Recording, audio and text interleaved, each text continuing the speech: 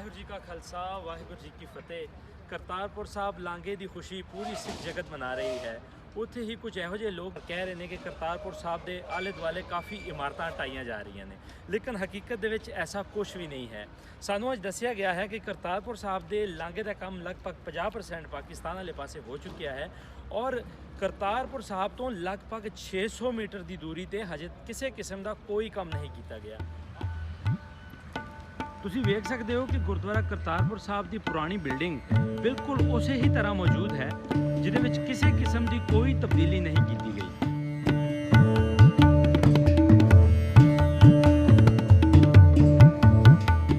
ਮੌਜੂਦਾ ਹਾਲਤ ਤੁਹਾਡੇ ਬਿਲਕੁਲ ਸਾਹਮਣੇ ਹੈ ਕਿ ਗੁਰਦੁਆਰੇ ਦੀ ਇਮਾਰਤ ਤੇ ਦੂਰ ਦੀ ਗੱਲ ਹੈ, ਉਹਦੇ ਲਾਗੇ ਜਿਹੜੀਆਂ ਇਮਾਰਤਾਂ ਨੇ ਜੋ ਕਿ ਬਿਲਕੁਲ ਪੁਰਾਣੀਆਂ ਨਹੀਂ ਹੈ, ਉਹ ਵੀ ਉਸੇ ਹੀ ਪੁਰਾਣੇ ਹਾਲਤ ਦੇ ਵਿੱਚ ਮੌਜੂਦ ਨੇ।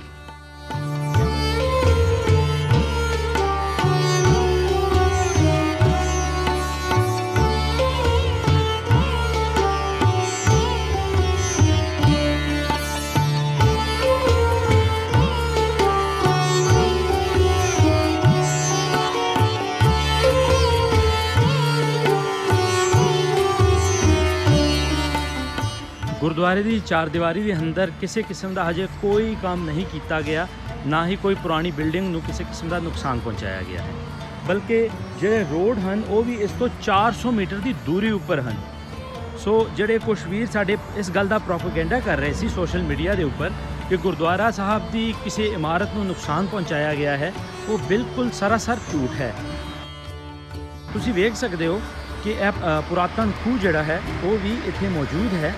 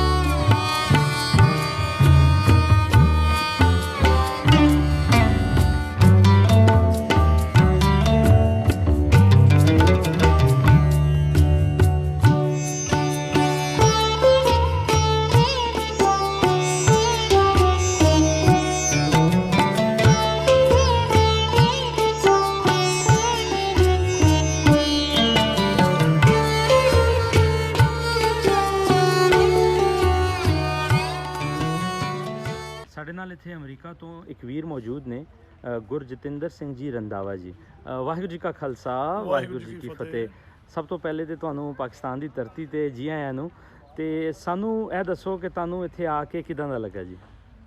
ਜਿੰਨੀ ਤਾਰੀਫ ਕੀਤੀ ਜਾਵੇ ਪਾਕਿਸਤਾਨ ਦੇ ਚ ਰਹਿੰਦੇ ਸਿੱਖਾਂ ਦੀ, ਇੱਥੋਂ ਦੇ ਗੁਰੂ ਘਰਾਂ ਦੇ ਪ੍ਰਬੰਧਾਂ ਦੀ, ਉਨੀ ਥੋੜ੍ਹੀ ਹੈ ਜੀ।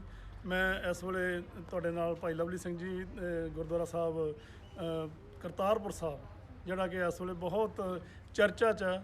ਸਾਡੀ ਜਿਹੜੀ ਅਰਦਾਸ ਸੀ, ਜਿਨ੍ਹਾਂ ਗੁਰੂ ਧਾਮਾਂ ਨੂੰ ਸਾਡੇ ਤੋਂ ਵਿਛੋੜਿਆ ਗਿਆ, ਉਹ ਅੱਜ ਅਸੀਂ ਹੋ ਸਕਦਾ ਮੇਰਾ ਅੱਜ ਜਿਹੜਾ ਸੁਪਨਾ ਜਿਹੜਾ ਮੈਂ ਕਹਿ ਸਕਦਾ ਕਿ ਉਹ ਪੂਰਾ ਹੋ ਗਿਆ। ਅਤੇ ਆਉਣ ਵਾਲੇ ਸਮੇਂ ਵਿੱਚ ਜਿਹੜੇ ਭਾਰਤ ਤੋਂ ਆਉਣ ਵਾਲੇ ਲੋਕ ਆ ਉਹ ਇੱਥੇ ਦਰਸ਼ਨ ਕਰ ਸਕਣਗੇ। ਸਾਰਾ ਜਿਵੇਂ ਕਿ ਤੁਹਾਨੂੰ ਪਤਾ ਕਿ 500 ਲੋਕ ਆ ਸੰਗਤਾਂ ਦੇ ਰੂਪ ਵਿੱਚ, ਉਹ ਜੱਥਾ ਜਿਹੜਾ ਉਹ ਐਵਰੀ ਡੇ ਸਵੇਰੇ 9 ਤੋਂ 5 ਵਜੇ ਤੱਕ ਇੱਥੇ ਆਇਆ ਕਰੇਗਾ। ਥੋੜ੍ਹੀ ਜਿਹੀ ਫਾਰਮੈਲਿਟੀਜ਼ ਹੋਇਆ ਕਰੂਗੀ, ਉਹਦੇ ਲਈ ਜਿਹੜੀ ਡਿਵੈਲਪਮੈਂਟ ਹੈ ਉਹ ਬੜੀ ਵਧੀਆ ਇਸ ਵੇਲੇ ਮੈਂ ਦੇਖਿਆ, ਆਪਣੀ ਅੱਖੀਂ ਆਣ ਕੇ ਦੇਖਿਆ, ਬਹੁਤ ਹੀ ਉਮਦਾ ਤਰੀਕੇ ਨਾਲ ਜਿਹੜੀ ਆ ਡਿਵੈਲਪਮੈਂਟ ਉਹ ਹੋ ਰਹੀ ਆ। ਪਾਕਿਸਤਾਨ ਸਰਕਾਰ ਜਿਹੜੀ ਆ ਸਾਰੇ ਪਾਸੇ ਸੜਕਾਂ ਬਣਾ ਰਹੀ ਆ, ਕਿਤੇ ਹਸਪੀਟਲ ਬਣ ਰਹੇ ਆ, ਕਿਤੇ ਸਰਾਵਾਂ ਬਣ ਰਹੀਆਂ। ਮੈਨੂੰ ਪਤਾ ਲੱਗਿਆ ਇੱਥੋਂ ਦੇ ਮੁੱਖ ਸੇਵਾਦਾਰ ਜੀ ਉਹਨਾਂ ਨੇ ਦੱਸਿਆ ਕਿ 10,000 ਬੰਦਿਆਂ ਦੇ ਤਕਰੀਬਨ ਰਹਿਣ ਦਾ ਵੀ ਬੰਦੋਬਸਤ ਇੱਥੇ ਕੀਤਾ ਜਾਵੇਗਾ। ਟਰਮੀਨਲ ਜਿਹੜੇ ਆ ਉਹ ਬਣਾਏ ਜਾ ਰਹੇ ਆ ਤਾਂ ਕਿ ਜਿਹੜੀਆਂ ਬੱਸਾਂ ਹੈਗੀਆਂ ਉਹ ਸਿੱਧੀਆਂ ਇੱਥੇ ਆਉਣ ਤੇ ਇੱਥੋਂ ਹੀ ਵਾਪਸ ਜਾਣ। ਬਹੁਤ ਵਧੀਆ ਇੰਤਜ਼ਾਮ ਹੈ, ਬਸ ਸ਼ਬਦਾਂ 'ਚ ਬਿਆਨ ਨਹੀਂ ਕੀਤਾ ਜਾ ਸਕਦਾ। ਸੋਸ਼ਲ ਮੀਡੀਆ ਦੇ ਵਿੱਚ ਇੱਕ ਖਬਰ ਨੇ ਜਿਹੜਾ ਹੈ ਉਹ ਲੋਕਾਂ ਦੇ ਦਿਲ ਤੋੜ ਦਿੱਤੇ ਨੇ। ਸੋਸ਼ਲ ਮੀਡੀਆ ਦੇ ਵਿੱਚ ਪਿਛਲੇ ਦਿਨ ਇੱਕ ਖਬਰ ਚੱਲੀ ਸੀ ਕਿ ਗੁਰਦੁਆਰਾ ਸਾਹਿਬ ਦੀ ਇਮਾਰਤ ਨੂੰ ਜਾਂ ਜਿਹੜੇ ਪੁਰਾਣੇ ਉੱਥੇ ਸਾਡੀ ਜਗ੍ਹਾ ਹੈਗੀ ਹੈ ਉਹਨੂੰ ਕਿਸੇ ਕਿਸਮ ਦਾ ਨੁਕਸਾਨ ਪਹੁੰਚਾਇਆ ਜਾ ਰਿਹਾ ਹੈ। ਕਿਆ ਤੁਸੀਂ ਆਪਣੀ ਅੱਖੀ ਇਹੋ ਜਿਹਾ ਕੁਝ ਇੱਥੇ ਵੇਖਿਆ ਹੈ? ਨਹੀਂ, ਮੈਂ ਦੱਸਣਾ ਚਾਹਾਂਗਾ ਗੁਰੂ ਘਰ ਦੀ ਜਿਹੜੀ ਇਮਾਰਤ ਹੈ ਉਹ ਇੱਧਰ ਮੇਰੇ ਪਿੱਛੇ ਹੈ, ਬਿਲਕੁਲ ਤੁਸੀਂ ਦੇਖ ਸਕਦੇ ਹੋ। ਪੂਰੀ ਦੀ ਪੂਰੀ ਜਿਹੜੀ ਇਮਾਰਤ ਹੈ ਉਹ ਸੁਸ਼ੋਭਿਤ ਹੈ, ਉਹਦੇ ਵਿੱਚ ਇੱਟ ਵੀ ਜਿਹੜੀ ਆ ਉਹ ਨਹੀਂ ਤੋੜੀ ਗਈ ਆ। ਉਸ ਤੋਂ ਬਾਅਦ ਆ ਗੁਰੂ ਘਰ ਦੇ ਨਾਲ ਹੀ ਖੂਹ ਆ ਜਿਹੜਾ ਕਿ ਬਿਲਕੁਲ ਸੇਫ ਹੈ, ਕੋਈ ਉਹਦਾ ਕੋਈ ਨੁਕਸਾਨ ਨਹੀਂ ਕੀਤਾ ਗਿਆ, ਕੋਈ ਕੁਝ ਨਹੀਂ ਕੀਤਾ ਗਿਆ, ਸਾਰਾ ਕੁਝ ਠੀਕ ਆ। ਠੀਕ ਹੈ, ਜਿਹੜੇ 15-20 ਸਾਲ ਪਹਿਲਾਂ ਜਿਹੜੇ ਦਰਖਤ ਸੀਗੇ ਅਮਰੂਦ ਦੇ ਉਹ ਕੱਢ ਦਿੱਤੇ ਗਏ, ਉਹ ਇਤਿਹਾਸਕ ਨਹੀਂ ਸੀ ਜਿਹਦੇ ਬਾਰੇ ਗਲਤਫਹਿਮੀਆਂ ਫੈਲਾਈਆਂ ਜਾ ਰਹੀਆਂ। ਪਰ ਹੁਣ ਉਹ ਮੈਨੂੰ ਇਹ ਵੀ ਦੱਸਿਆ ਗਿਆ ਇੱਥੇ ਆਣ ਕੇ ਕਿ ਉਹ ਦੁਬਾਰਾ ਫਿਰ ਦਰਖਤ ਜਿਹੜੇ ਉਹ ਇੱਥੇ ਲੱਗ ਜਾਣੇ, ਕਿਉਂਕਿ ਸੰਗਤ ਦੀ ਜਿਹੜੀ ਗਿਣਤੀ ਨੂੰ ਦੇਖਦੇ ਹੋਏ, ਉਹਨਾਂ ਦੀ ਆਵਾਜਾਈ ਨੂੰ ਦੇਖਦੇ ਹੋਏ ਬਹੁਤ ਉਮਦਾ ਪ੍ਰਬੰਧ ਕਰਨੇ ਜ਼ਰੂਰੀ ਸੀ।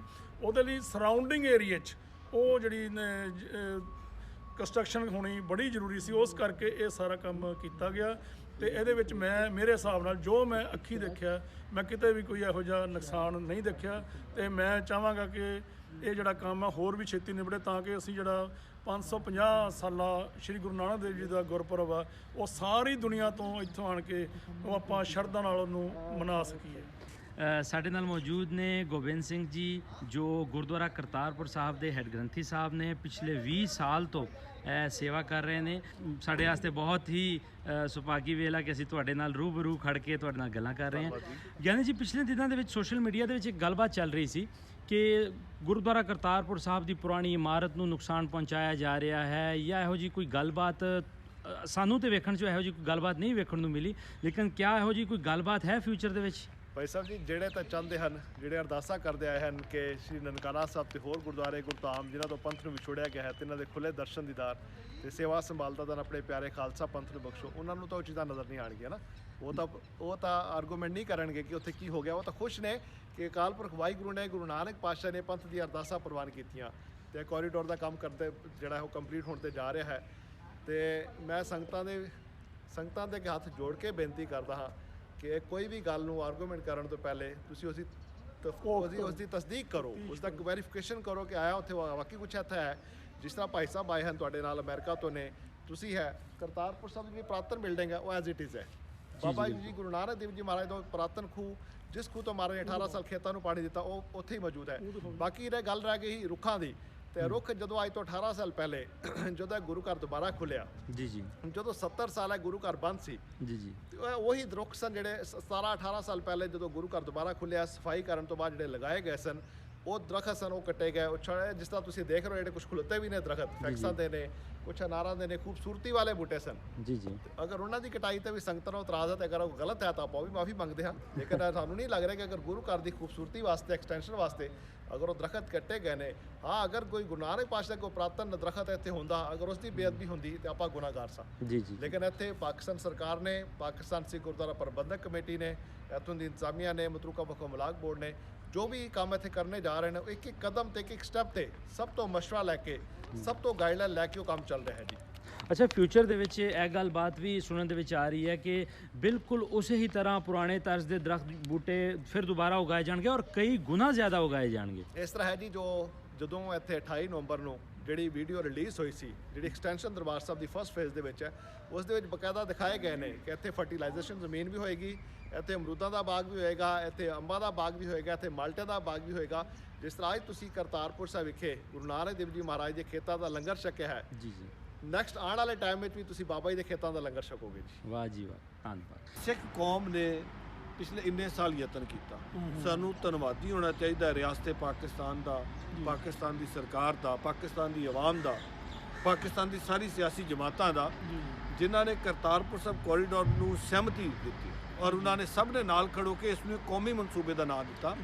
ਔਰ ਇਸ ਵਕਤ ਇਹ ਮਨਸੂਬਾ ਇਸ ਵਕਤ ਬੜੇ ਜ਼ੋਰਾਂ ਸ਼ੋਰਾਂ ਨਾਲ ਹੈ ਔਰ ਉਹਨੂੰ ਅਸੀਂ 1 ਸਾਲ 'ਚ ਕੰਪਲੀਟ ਕਰਨਾ ਹੈ। ਅਗਰ ਆਪਾਂ ਇੱਕ ਘਰ ਵੀ ਬਣਾਉਣ ਜਾਈਏ ਨਾ, ਘਰ ਵੀ ਜਿਸ ਤਰ੍ਹਾਂ ਬਣਾਈਏ ਉਹਦੀ ਪ੍ਰੋਪਰ ਇੱਕ ਪਲੈਨਿੰਗ ਕਰਦੇ ਆ।